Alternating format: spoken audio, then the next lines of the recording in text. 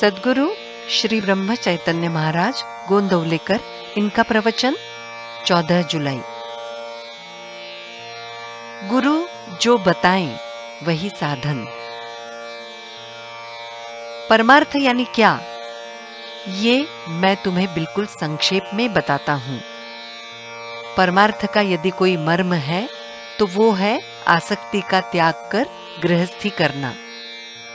ऐसा समझकर कि जिसने हमें ये गृहस्थी दी है उसी की वो है, ऐसा माने तो फिर हमें उसके सुख या दुख की बाधा नहीं होगी। ये सधने के लिए हम गुरु मुख से प्राप्त परमात्मा का नाम लेते रहें। गुरु के नाते किसे अपनाएं? जहां हमारा समाधान हो उसी को गुरुपद समझें। गुरुपद सर्वत्र एक ही होता है। क्या गुरु का कहीं उपनाम होता है? गोंदवलेकर गोंदवले में रहते हों तो दूसरे कोई और किसी गांव में रहते हैं। कहने का मतलब ये है कि लौकिक उपमा चाहे भिन्न हो, तथापि गुरुपद सब समय अबाधित होता है। तुम्हारा जिसके चरणों में समाधान हुआ हो उसे गुरु समझो और वो जो साधन बताएं उसी में उसे देखो। उसकी देह की ओर मत देखो। ये मत देखो कि वो विकलांग है या नहीं। वो देह से कैसा भी हो, तुम उसके बताए साधन में रहो। उसकी लाज जहां से गुरुपद उत्पन्न हुआ है उसे होती है। गुरु आज्ञा ही परमार्थ है और वो जो बताए वही साधन है। तुम अपने मन से तय करके कुछ करने लगे तो तुम्हें उसमें सफलता नहीं मिलेगी। अभिमान से कुछ करने लगो तो वो नहीं सधेगा। अतः अभिमान छोड़कर गुरु के चरणों में जाओ।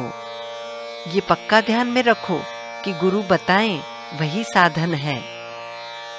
सच्चा परमार्थ लोगों को उपदेश करने के लिए नहीं होता, वो केवल हमारे लिए ही होता है। हमारा परमार्थ लोगों को जितना कम दिखाई दे उतना हमारे लिए फायदेमंद होता है। लेकिन बड़प्पन में कोई सार नहीं है। लौकिक बड़प्पन में कोई सार नहीं है।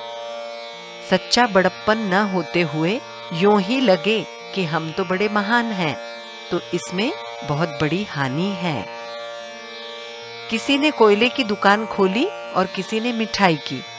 दुकान चाहे जिस चीज की भी हो, अंत में इस बात का महत्व है कि फायदा कितना होता है।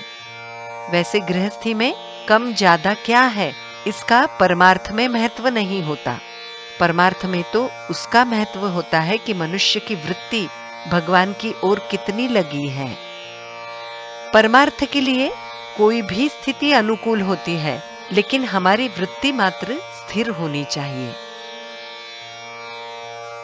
एक ओर मन का संयम और दूसरी ओर भक्त का जोर हो तो परमार्थ जल्दी सधता है। सचमुच परमार्थ इतना सरल है कि वो सहज रीति से किया जा सकता है। लेकिन मजा ये है कि वो सरल है इसलिए कोई नहीं करता। गृहस्थी इसलिए नहीं है कि वो परमार्थ में बाधा आए। ये पक्का याद रखें कि गृहस्थी परमार्थ के लिए ही है। साधक देह के लिए आवश्यक बातें नसीब पर छोड़ दे, लेकिन मन से मात्र ईश्वरोपासना करे। हृदय में रखे राम, मुख में सदा उसका नाम, हाथ में हो गृहस्थी का काम। यही है परमार्थ का मर्म।